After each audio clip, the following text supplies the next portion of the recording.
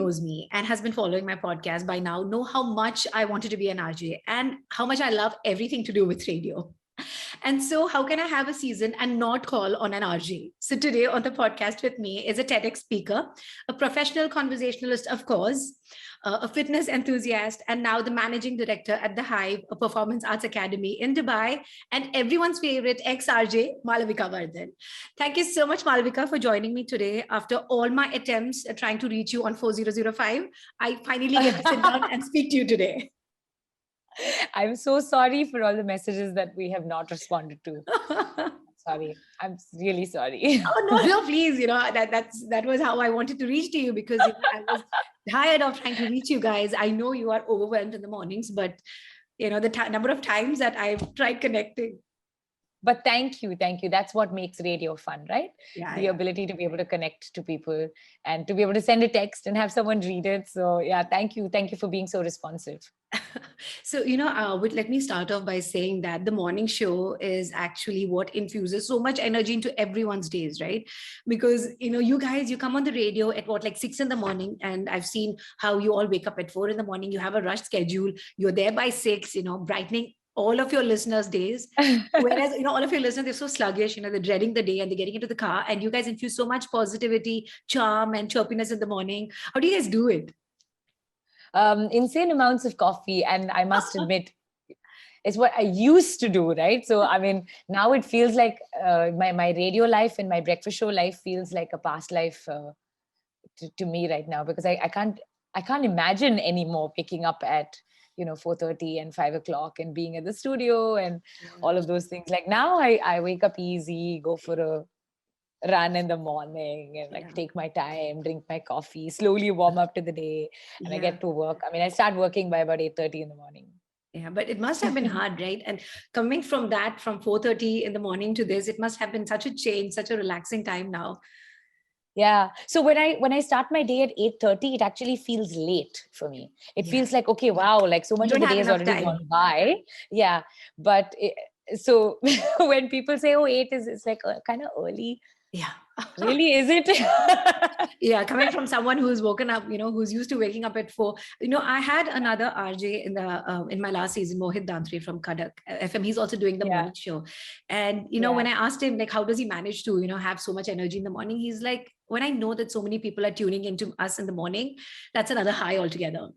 Absolutely. And I think like any performance, right? You're tired and you're exhausted and you're a billion other things. But when you walk into a studio and you're just performance ready, and that's just how radio is. That's how any live medium is. And you see it with television show hosts and with news anchors and anybody who has a job facing a camera or being in the limelight. Anything else happening in your life is it's just parked outside the studio, and then you just walk in and boom. And also for a fact that you had such a wonderful crew with you, like your co-hosts Parikshit. Oh, absolutely. Sid. And we can also see you carry that camaraderie off screen as well, beyond the absolutely radio. Absolutely. And it's incredible. How does it feel now that now you are your own boss? You need to wake up at your own time. You don't have any, so like, it's not like you care anymore, right? About, waking up at 4. How does it feel to be your own boss? Like, for all you know, you don't even have to wake up and report to anyone at all.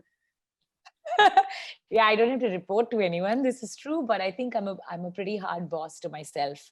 And sometimes I have to remind myself to be nice to myself as I would be to other people, or as other people have been gracious enough to be good to me. And I have to remind myself that, like, it's okay, you can take it easy, you don't have to push so hard. And but it's been an interesting journey, I think, for any entrepreneur, especially when you go from working for someone else to working for yourself. I think one of the big transitions to make really is managing yourself, and that's a big one. That's a tough one. And it's about how you talk to yourself, and it's about how you manage your own time, and it's about how you only you can have that sort of insight that you have, right? Because you have the position that you have, so you see the business, you see all of its highs, its lows, its wrongs, its rights, and to be able to hold that all together requires you to be a good boss to yourself. And that for me has been one of my big learnings. After having moved to the Hive, after having assumed this role at the Hive, after having taken over, like, and being an entrepreneur full time. Yeah. So before going into the Hive, I was doing my research on you, and I saw that you were a speech therapist. You are a qualified speech therapist, and you moved cross countries to be on a Bollywood radio station. Into completely new waters. You didn't know the country. You moved into the country to be on a Bollywood radio station, having almost like you said, zero knowledge on Bollywood. Yeah, I still have very little knowledge of Bollywood, honestly. I didn't know who Jitendra was till I moved to Dubai. Oh I my! kid you not. And Like when I was didn't, that? And when I was that? really didn't know. This was 2008, and I think I had watched all of like 10 Bollywood movies in my life. Most Wow. of them being Mani Ratnam films, because I come from a Tamilian family and born and raised in Bangalore, so we didn't really Okay. speak Hindi that much. Though my mom grew up in Bombay, so she speaks a lot more Hindi than I do, but I mean, apart from that, I barely was exposed to Bollywood. To clarify, I'm not a qualified speech therapist. I'm not. Okay. But when I was 9, my dad had a stroke, and when Mm-hmm. he had that stroke, he also lost his speech. So there's a condition called aphasia, which is Oh. your it's basically when you have a stroke and you are unable to speak as fluently as the rest of us. So what happened in my life, actually, through my Mm-hmm. preteens and teens, was that I was exposed to a whole range of speech therapists. So we Okay. had somebody coming in at home, and her name was Mrs. Pai, and she became a large part of our lives. And we used to go for speech therapy sessions to this other Okay. doctor. So To help your dad. being to help my dad, and of course I would tag along because Mm-hmm. he was my best friend, and Oh. would kind of Yeah. hang out together in speech therapy sessions. But what ended up happening is I imbibed a lot of that knowledge. So I was kind of Uh-huh. on a very long internship, Oh, if I could okay. put it that way, Okay. in speech therapy. And then also drama happened side by side. So it all kind Mm-hmm. of came together. Okay. Yeah. So do you think having been exposed to all of that helped you in your radio journey to speak and connect with, your listeners? I think many things helped me in my radio journey. One was, yes, definitely being around speech therapists for most of my childhood every evening was a huge impact on my life. My dad was also a publisher, so we grew up in a Okay. home surrounded by books. Mhm. So there were books everywhere. I read Oh, all the time. I yeah. was addicted to reading as a child, and I think Well, that really helped me develop perspective and language, and these things that also my dad's company used to manage a few audio books, so I got first-hand access. absorbed into that world of, yeah, the we used to get little cassettes of First Term at Malaritas and Wow. Enormous Crocodile, and I remember those cassettes so Uh-huh. distinctly. We had one of Peter Pan, and so listening to that growing up really helped a lot of my So voice you were skills. probably the first person to have access to audiobooks Yes, before the I kid. was the first Yeah. person. i Wow. was i was Before before that took off, before before that. Oh, exactly. before Audible was Audible, we had Yeah. audiobooks at home. Wow. That was a huge thing, but also drama happened to me, and I think that was an enormous shift in my life because Mhm. we had drama in school, and I had a drama teacher who encouraged me a lot and told me to go outside school as well and look up drama spaces and plays that were happening, and that opened up a whole new world for me. And when you put all of these experiences together, the speech therapy, the reading, the Totally. drama, you put it all together, and I think that just prepped me well for the world of radio. For the world of Of course, radio. everything but Bollywood, yeah. So But given that it is a Bollywood radio station, it's ironic that you came in and you did so well on one of the like most highlighted spots as well in the morning. What do I say for that? Like right prime in the time, morning. Yeah, yeah, prime but I time. didn't Yeah, start. I didn't start on prime time. I but then you started ended up on there. like bottom of the the least heard show, which is the weekend breakfast show, is what I was actually hired to do. Okay. I still think that, I mean, I was a bit of a misfit, and a friend of mine and I were having this chat recently, and he admitted it as well, that I think you're a big misfit on Bollywood radio, which is true. I think I made a journey of being a misfit, so Yeah. it worked for me Yeah. somehow. Magically, it worked for me. No, but now I think you finally come and fallen, and that puzzle has fallen into place. We are doing all of this where with at the Hive, you are like I know a few of my family friends, their kids have come to the Hive, and I've seen a beautiful growth in them in terms of like That's so your lovely to the kids hear. have become so much more confident in terms of the speaking, in terms of expressing themselves, and dramatization. I think all of that has finally culminated into this puzzle fixing it perfectly. Yeah, isn't it beautiful how life works? It's like Yeah. somehow these pieces just all fall into place, and I never would have thought that this is the path that would have been chosen for me, but this is truly my calling. And I really believe that there are many pieces of the puzzle that are waiting to fall into place, but I know that this is the path on which it will fall into place, and that I'm certain of. Yeah, because when I spoke to you before, I love the way you said that, you moved to Dubai, like not knowing anyone here. It was a huge leap of faith that you took. You didn't have any family here, but then you came to this beautiful place. You fell in love. You fell out of love, and then finally you said you gotten into this beautiful marriage with the Hive. Yeah. Yeah, it really is truly my love. Yeah. It's what I wake up thinking about every morning. The Hive is the love of my life. Yeah, this beautiful marriage. I loved how you put it. It's incredible. It's the best thing that's happened to me. I love it so much. I love my team so much. I love what we do. I love how we do it. I love that we try every day. I love that get the opportunity to meet these wonderful young minds and shape the future. And Yeah. while I have my doubts, and I kid you not, I have doubts about whether we're doing it right, and whether we could do more, and whether we could do it better, but I never question why I'm doing what I'm doing. And to have found that sense of purpose is something so freeing and so beautiful. I wish everyone on this planet could know this feeling, to be truly doing what you love. Mm-hmm.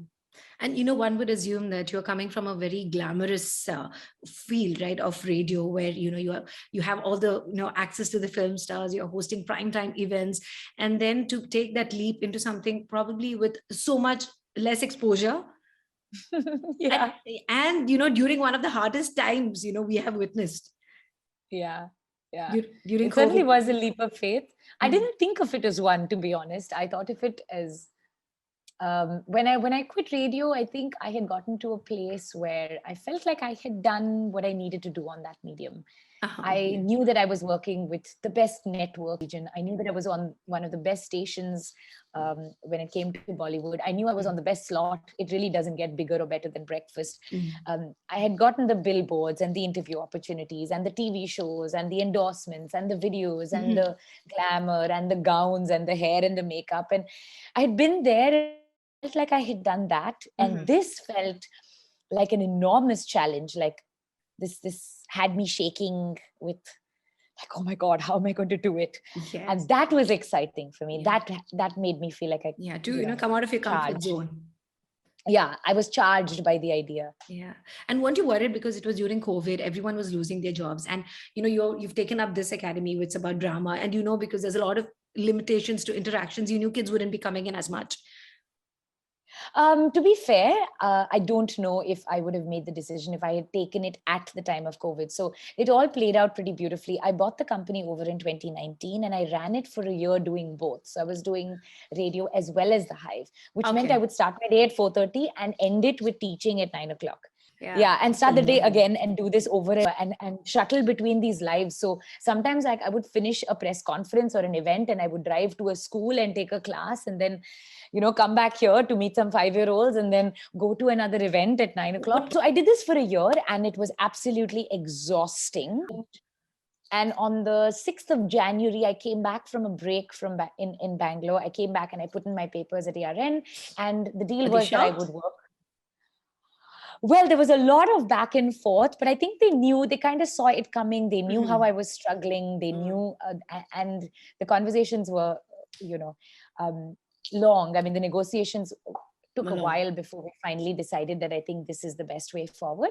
And my last day was on the 31st of March. So when COVID hit, which was, I think around the 8th, 9th of March is when we started to hear about the first cases in Dubai. I had already put in my papers. So I had already resigned. Yeah. So I was just fulfilling my notice period. It was a crazy time. It was an insane 3 months of my life. Everything just shut down. I was going through a divorce. Yeah, I was going through a divorce at the time. I was, I had just taken up this new job, new role, and I was running the business. I had just quit my job. I had just crashed my car. It felt like my whole life was in this complete revamp. So falling apart. Falling apart, but then coming together far more magically than it fell apart. Yeah. So yeah, like we always say, in every bad there is some good that we have to look forward to. Yeah, it was just amazing. So how long did it take for you to come out of all this abyss that you were in? I Because think we COVID were shut down for so long that the yeah, interactions were completely nil. yeah. My team was amazing. Like we switched from on ground to online learning with something as challenging as drama in a matter of 2 weeks. Someone Okay. suggested Zoom, somebody else got on the calendar, somebody else rearranged the classes, and in days we were already sorted. So COVID actually worked well for us because I think a lot of kids needed to speak, needed some Interaction. interaction, Hmm. and they needed that, that infusion of drama in their lives. And it was a struggle, but because we knew these kids and we already had a relationship with them, so COVID actually brought us together in a way that I wouldn't have otherwise imagined. Yeah. And for me personally, it was lovely. Hmm. It was And lovely because getting into this I full time, finally had time. I've finally had all your time to give to these students, right? And also after Yeah, having coming from so much chaos at some at this point, this must have finally felt so fulfilling. it was certainly fulfilling. It was lovely. I just saw a story that, like, just today actually, Instagram reminded me that a few during COVID I had posted this thing about how I was waking up early, cleaning my own house, sitting in class at 9 o'clock, finishing up at 5, going for a walk, watching the sunset, eating a healthy dinner. So it felt like I was finally leading a normal life where I was not hustling and I was not rushing from one place You to were the next. enjoying life, to say. Yeah, it was shame. Yeah. It was lovely. It was lovely. It was just lovely. Mhm. I mean, I know COVID was terrible for a lot of people, Mhm. but for me, it just came as the break that I really needed. Yeah. For a lot of people, when I've spoken to a lot of people, they said, they were leading this rushed lives where COVID gave them some kind of a leeway to sit back and relax for a bit and take it at one day at a time. Because there was so much Yeah, happening, you were literally forced to sit inside, and reflect on yourself, yeah, yeah. right? Yeah. Absolutely. I think it showed me what was important. I invested in the things that I really like Believed believed in. in. Hmm. I was investing time in my kids, and I mean, in when I say my kids, I mean my students Yeah. and my family and my routine and Hmm. my health. And I was doing yoga and I was going for walks, and it just felt like, oh, okay, so this is what life is actually about. About, You yeah, know? not just running Yeah. around the place. Not just running and putting on makeup and Yeah, waking up early in getting the from morning. one gig to the next, and yeah, like caffeinated and rushed, and it Yeah. was, yeah. Yeah. And also, you Lovely. said that you have an all-women crew at the Hive, so it must have Yes, felt we all the do. more. There must be so much more warmth and understanding between you ladies. Yes, my all women team is amazing. We are 7 women. We like have a lot of fun together. We laugh a lot. We eat a lot. Yeah. In fact, they're out there eating biryani right now.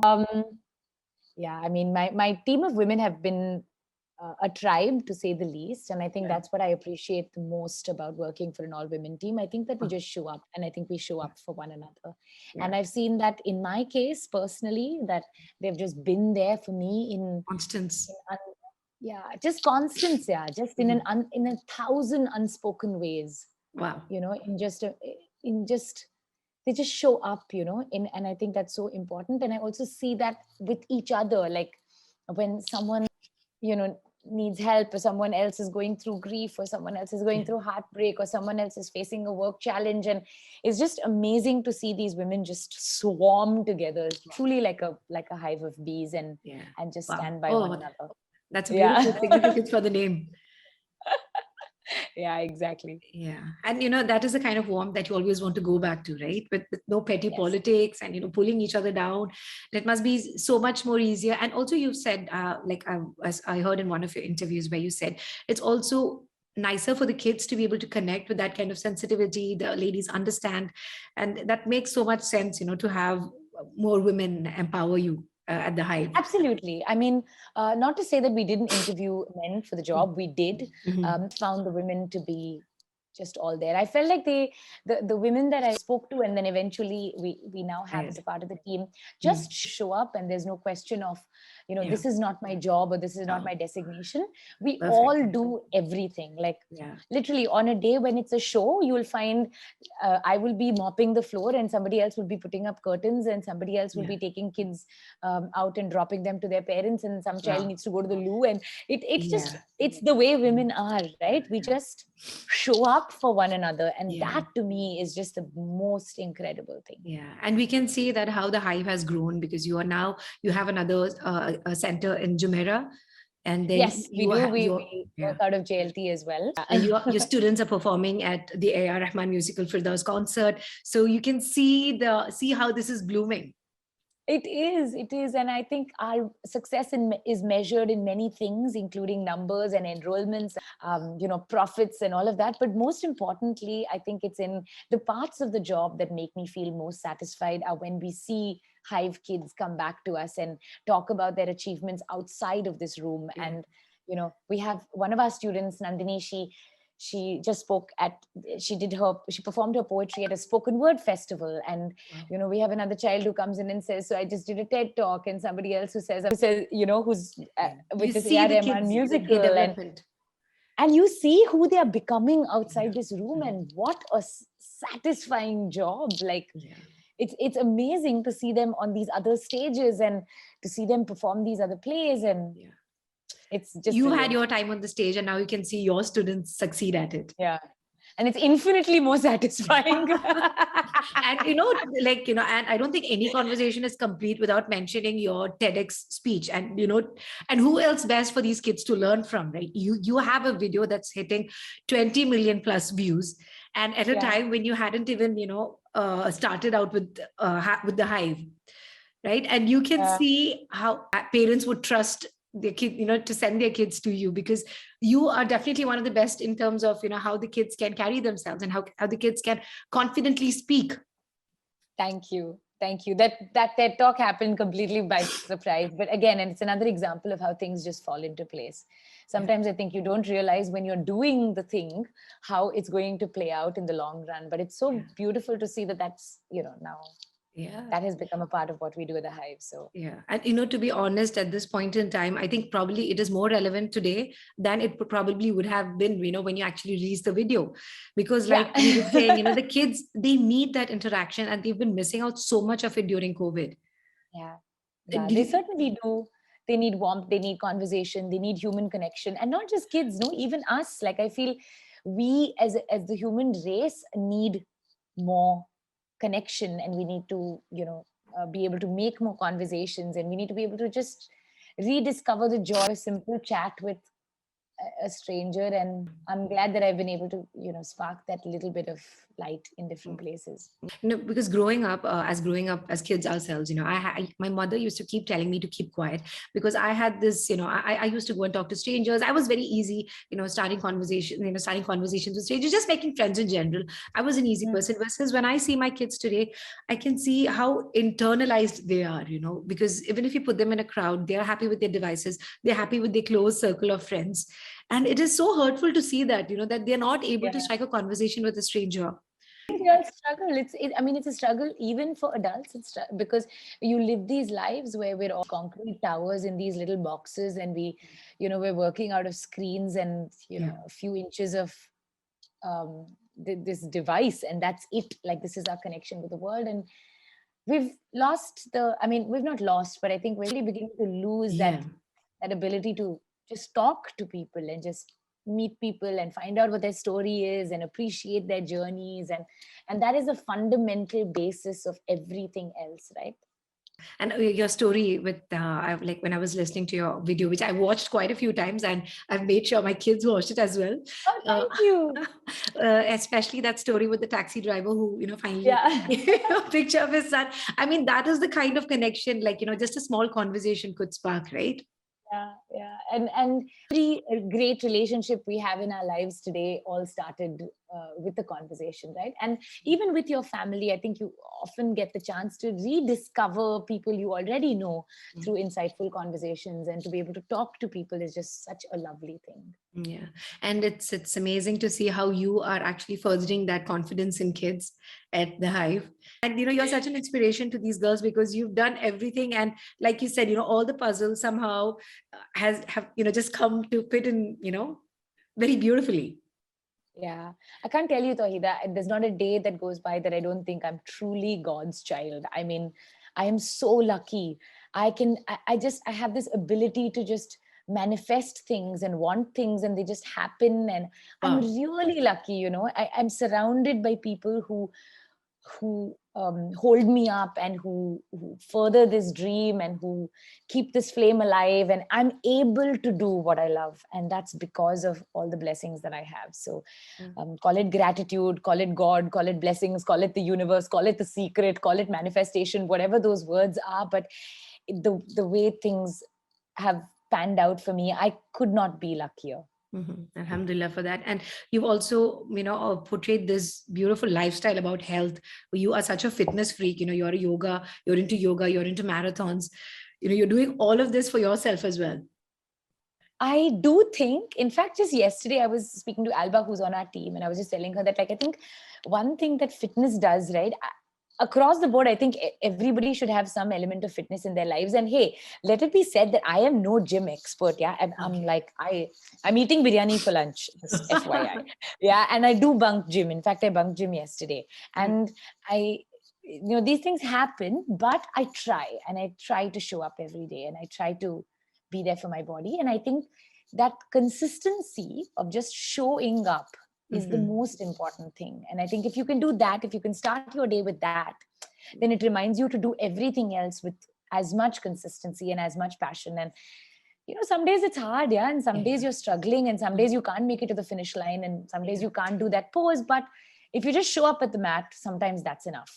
Now, because now time does not seem to be enough for you, because I think post-COVID everyone wants to do so much, so we are stuffing our days with so much that it becomes difficult at some point to find time for ourselves. This is true. Is true. It is a struggle, but hey, health is on the priority list. Yes, absolutely. So, next, let's move on to a quick take segment. It's a rapid fire.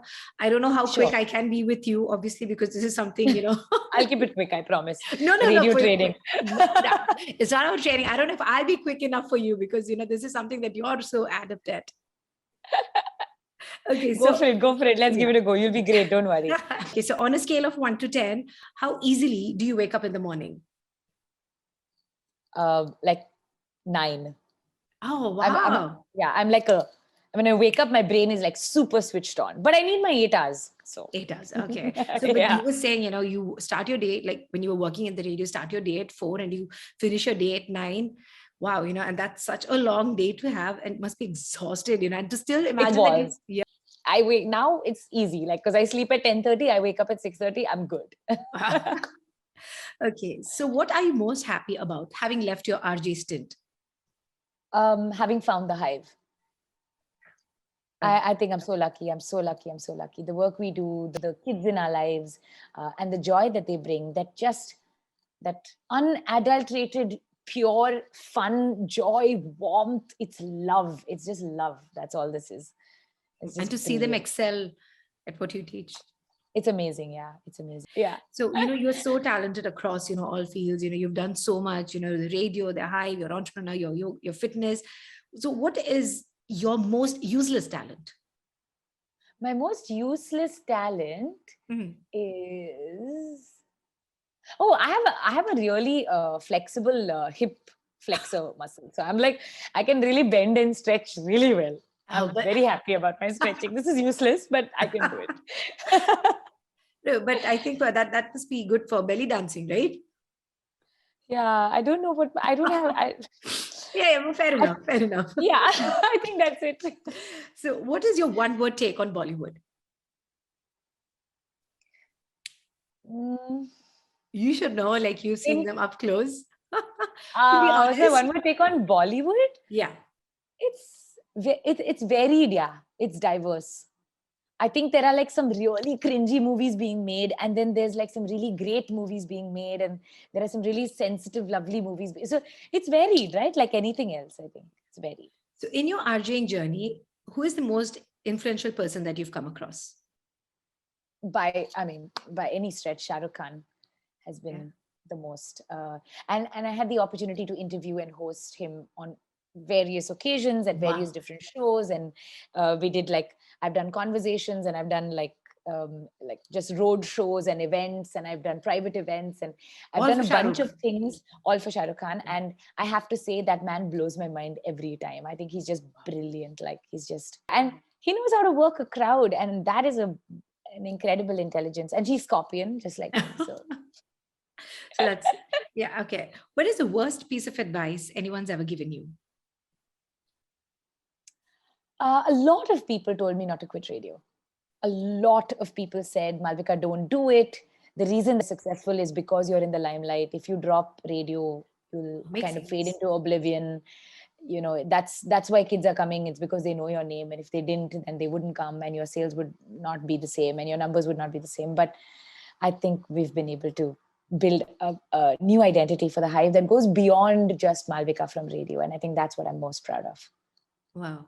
So how did you make that decision? How hard was it for you to, because you had all these advices coming your way, at this point in time, okay, they may not seem like the best piece of advices, but at that point in time, were you at that time I was certainly doubting. Okay. I think it happened for me in 3 different phases. I think there was one was I decided that I think my time with radio had come to an end, or at least I wanted to step out of full-time radio. It had plateaued after a time. It wasn't I feel like it's not fair to say plateau, because ARN was just so wonderful to me. They really literally gave me everything I have today. And I'm so grateful. I had the best boss, the best colleagues, fame, money, good looking clothes, like you name it, right? It was like literally the best job on the planet. Wow. Yeah. But there came a point where I just felt like I wasn't feeling as charged or as excited about the next radio show and the next gig. And at that point I felt like I want to quit when I'm on top. Mm-hmm. And I don't want to wait for this to start taking a downhill turn. I don't want to quit when I'm at the bottom. I want to quit when I have gotten the best. Yeah, when I'm on my highest. And to recognize that I was at my highest was part 1. Mm-hmm. Part 2 was coincidentally and lucky for me, 2 of my friends who were running the Hive before this decided that they wanted to quit. They wanted to move to Canada, and they got their PR, and they were looking for people to sell the Hive to. And then, so the part 2 was like, do you think I could possibly buy it? Because I used to teach at the Hive, and my bestest friends. And I believed in it, and I knew these kids, and I knew this, and I knew how it worked, and I knew all of that. The only thing that I wasn't a part of was the administrative managing part of it, but I knew the ethos of the Hive.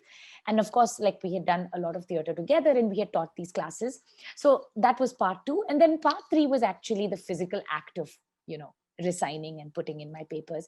But I was able to do that because I was afforded that 1 year when I was doing both. Yeah. And my boss at City was very kind to say, look, you bought over this business. Don't quit immediately. Give it a couple of months. Try and do both. Get your business to the point where you feel financially it's at the right place for you to quit. Don't make a rash decision. Yeah. And I had set aside a certain financial goal, like a point at which I wanted the business to reach before I made the jump. And that 1 year afforded me that. So it was an exhausting 1 year, but I'm so glad I was able to build that raft, because for me, knowing that my parents were well taken care of, that I'd put that money away, I'd set up whatever goals were for the business itself, and for me to do that was important. So, and obviously it's worked out so well for you. It has, right? It really has. Yeah. And you already created this Hive. It's successful, so I don't think that matters anymore as well. Yeah, right. Hive has its own identity by now. Yeah, that's actually what I'm most proud of. I mean, I'm proud of the fact that the brand is changing and it's evolving, both for me and for the company. And I think I'm starting to explore new things, and I'm starting to be known for new things. And I hope that every year, in this journey, I'm able to find new things that I'm sort of that people turn to me for. Yeah. So that's exciting. for the kids and for opportunities for them and for everywhere else that the Hive is going to go in the future. Yeah. You've already taken baby steps to that, taking the Hive forward, performing at the center stages like the Expo. So I think it's headed in the right direction. Fingers crossed. So, Malvika, you've been in love, you've been separated, you've dealt with it gracefully. So, what is that one thing, that one quality that you're not looking for? Okay. I think more than looking for, I've realized over the last few years of my life that, I mean, not to, how do I put this actually? Wow, you actually have me searching for words, huh? I think respect. I think to be respected, yeah. But to have my space and my time and my, to own the real estate of my life is now no more a negotiable for me. Like this is very important, and I it's something that I try to do every day, is to protect what is me. And to protect and to be able to spend time with myself and to be able to like go on holidays on my own, or to be able to run my business on my own and not necessarily need a man in my life to tell me how to do these things. And I've realized that it's pretty useless actually. We're great on our own. Yeah, absolutely agree. And I loved how you said, your own real estate of yourself. That's something to own this, to own all of it. And that's every day I find myself negotiating that space, and to know that all this is me and it's mine, and I get to decide what I want to do with it. I get to decide how I want to spend my time, energy, money, love, my place in this world. Every day I'm struggling. I mean, every day we negotiate that, I feel. And that's to me. It's one thing, we always do, right? Negotiate with ourselves. That, I don't know, I think in the interim, forgetting to prioritize ourselves, maybe, perhaps.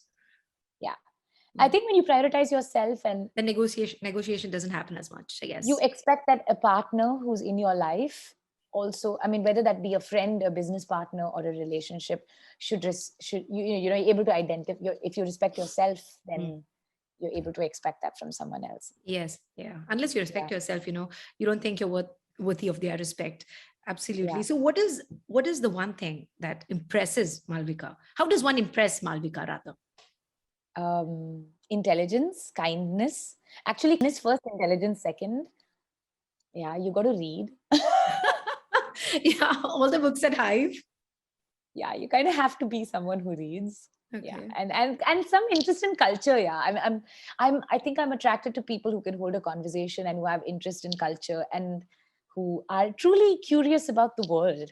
And who are passionate about life, about food and sunsets and life. Like who have an appetite for life. That excites me.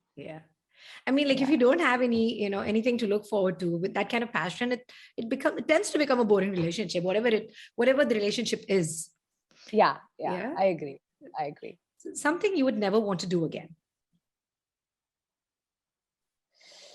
I can't say never, really. Okay. I can't say never. But I think, so I got married when I was really, really, really, really young. I got married when I was 21. And if I went back, you're telling that to the person who got married when she was 18. So Oh, wow. I think 21 is still young if you look at it today. I should have waited. I should have waited. I should have given it a little bit more time. So I mean, of course, I can't be like getting married at 21 again. But I mean, for argument's sake, I would not. Given a choice, that's something you would have delayed. Okay. Definitely. So what do you think are the implications of having gotten married that young? Why would you think that, you wouldn't recommend that to anyone? I think I was not, I don't think I had enough conversations with myself or the people in my life to really know why I was getting married. And I think if I had explored that a little bit more, if I had spent a little bit more time asking those questions, I may have found some other truths. And I think I would have been able to make different decisions. And I don't know whether those decisions would have brought me to this point and this place where I am in my life right now. Because if a series of things had not happened, I would not be where I am. Absolutely. But I think, I mean, if one of my kids today told me that they were getting married at 21, I would sit them down and have a long conversation about it. Absolutely. Yeah. I totally relate to that. I mean, like, you got married a little later than me, but then thinking about it, there is a conversation, like, I try to put forward with my kids as well. That's not a huge mistake, alhamdulillah, in my case, where we are like very happy with what it is now. But going forward, that is not something I would want for anyone else. Having your own space, your time, I would have spent more years traveling. I would have spent more time studying. Absolutely what I say. Right. I would have, exploring more. Stayed in hostels and traveled the world and made mistakes and, just not, I mean, of course I got to do a lot of those things that's what I was about to ask you. Why can you not do it anymore? And I still do. Yes, and I continue to do that, right? Yeah, now you have. Yeah, but I think if I'd had a few years of that, I mean, if I was able to take some of the freedom that I have now and plug it in between the 21 to 25, that would have been the ideal mix. Yeah. But then I wouldn't come city and I wouldn't hypothetical mixes that we make inside our heads. I swear, I swear. Okay, so invisibility or super strength? Invisibility. And why? I'm actually quite an introvert, would you believe? I would. And most of the time, I don't have a massive social circle, and I don't have a huge group of friends apart from the people I work with and the kids I meet. These are my this is my social circle, but I'm not someone who goes out every Saturday night and is out at a party every weekend. So I kind of enjoy invisibility sometimes. I just no, who would have thought, right? From this coming from Malavika. I'm really socially awkward and anxious, actually. But I think that's a tough one for people to believe about Malavika, doing all that you do. Yeah. Okay. On a day off, you'll find me like cooped up at home reading a book. This is basically all I want in life. So what is one book that has influenced your life? Oh my God, so many books that have influenced my life, and I have them all here right now. Very practically, actually, I can see Wild. So Wild is a book by Cheryl Strayed, and it was a book that I picked up a couple of years ago, and it's a lovely book about this woman who just packs a backpack and she decides to go on this hike, on a massive hike. I think it's called the Pacific Crest Trail. She did it on her own, and it was a very inspiring book for me, and I would recommend it to a lot of young women. Also, there's another book called Educated by Tara Westover, which is a lovely story about this girl who she was not allowed to go to school. And then one fine day she decided that she's going to try to get into college, and she does. And she's incredibly brilliant, but that complex life that she leads, and it's a really beautiful book. I recommend Maya Angelou's poetry. We do a lot of it in class, and I go back to poetry like Still I Rise is one of my favorite poems. I like, let me see, I've got a lot of favorite books. I love Arundhati Roy. I've read, her. Yeah, I've read a couple of her books. Yeah, so that's really nice. I loved reading Michelle Obama's Becoming. Wow, that's one book I can actually, come back and say it was amazing. It was an eye opener. Yeah. I'm like how confident and sassy she is, and how brilliantly she's so cool. She's so cool. Yeah, like I love it. That's the perfect couple. She talks about. She talks about going to meet the Queen, like going to Buckingham Palace to meet the Queen, and about how she tries to hug the Queen, and everybody's like, "Oh my God, what are you doing there?" This is me. And I also like the part where she said she went into this boardroom with all these big people, and she was awkward to speak, and then she was completely taken aback by how dumb they were.